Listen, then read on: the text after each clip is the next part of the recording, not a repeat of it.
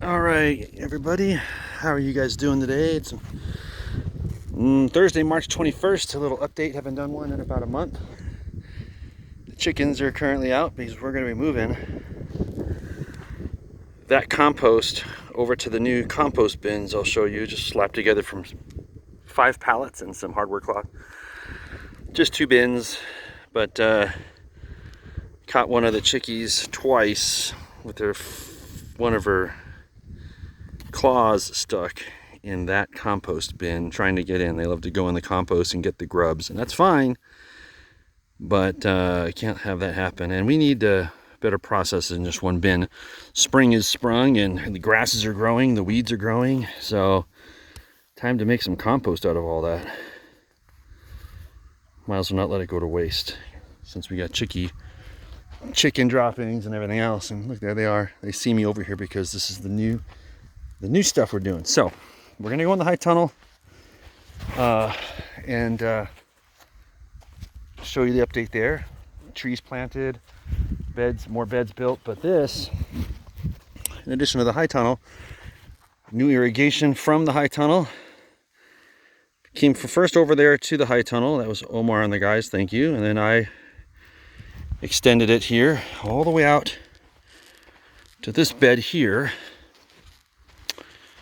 And I'm just waiting for my fencing. Anyway, fencing's coming in. Sprinkler system's good. Put this on a timer. The first timer is defective, so I'm going to get an orbit. But this will work nicely. Then this is going to run on a second set. It's going to run over here to this new cornfield section. And what we're going to do is we're going to do the Three Sisters planting method of the Native Americans, the Iroquois, and other tribes used to do this. So what that is you've got, now these mounds aren't done yet, but basically you're going to have 5 rows, 8 or so mounds, so like 30, 35, 36 mounds. And in the mounds are going to go 4 to 6 corn seeds, corn kernels.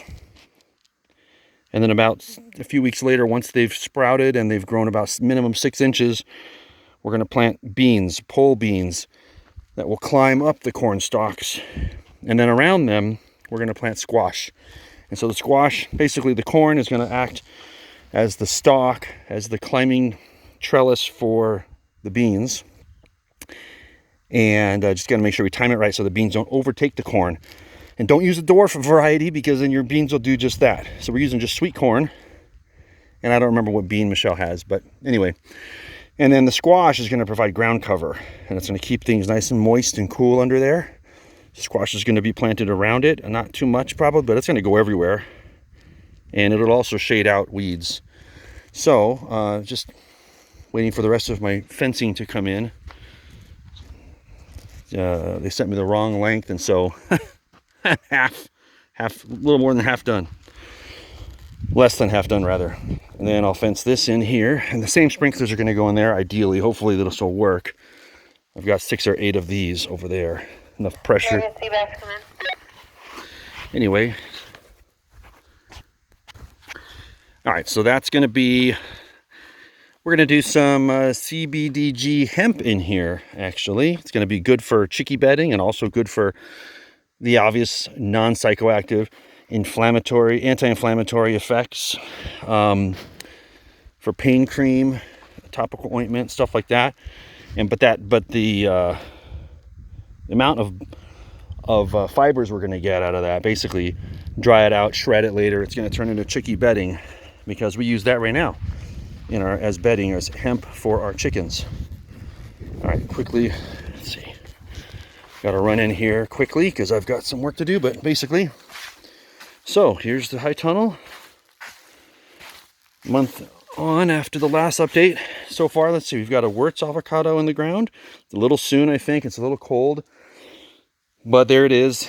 It gets down to, we shouldn't be below 40 degrees at night now, so outside. So it should be about 50 in here, 45 to 50. Without heaters. This is our Mexicola Grande that I had to prune heavily, but it's growing now. This was a bacon but the frost killed it, I think.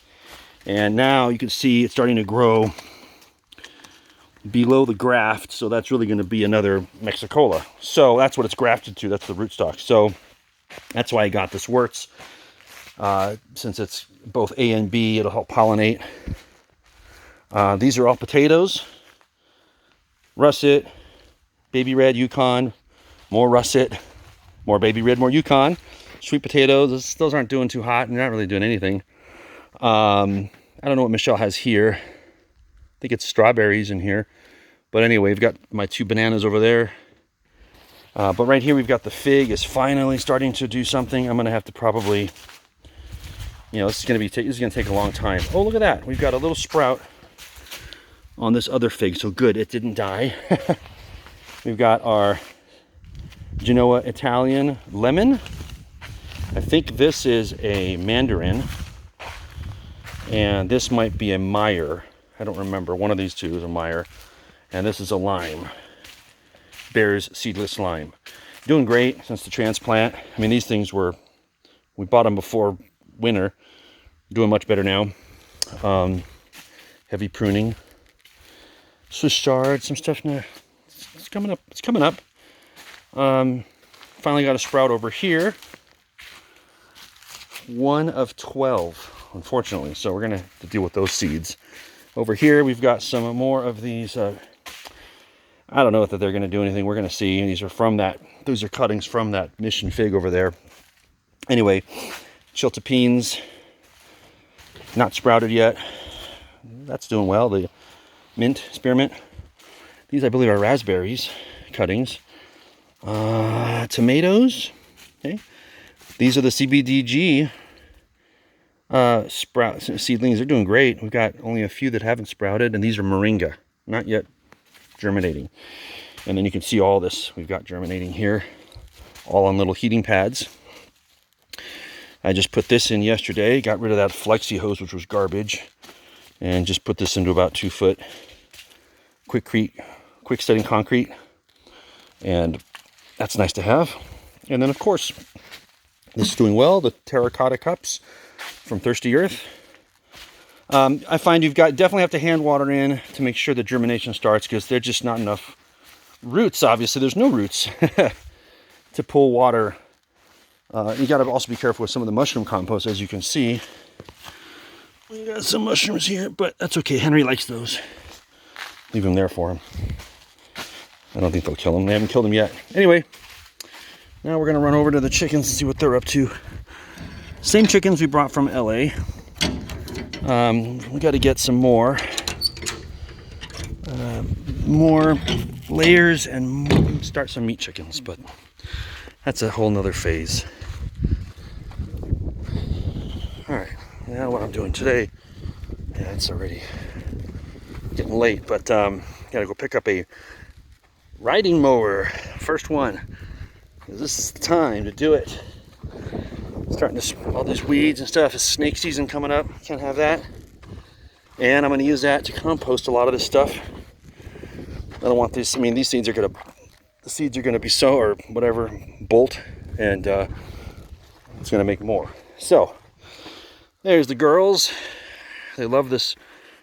They love going through the old, basically the old feed and manure composted down from the previous owners. They had horses and goats, and they love it in here. But what I'm going to do is they're going to love. I'm going to take this off. Oh, and Misty's on. And Misty or Velvet? Velvet's under the Honda. I don't know why. So we're going to take this compost, most of the top layer, put it in the right side bin, right there, and then the left side is going to be the finished stuff. So anyway, it's a process, and time to get to work. Love you all. God bless you. Thank you, Jesus, for allowing us to do this and have the setting to do it in. We're so blessed, and hard work is part of the deal. So anyway, love you guys. God bless. Velvet, you good girl?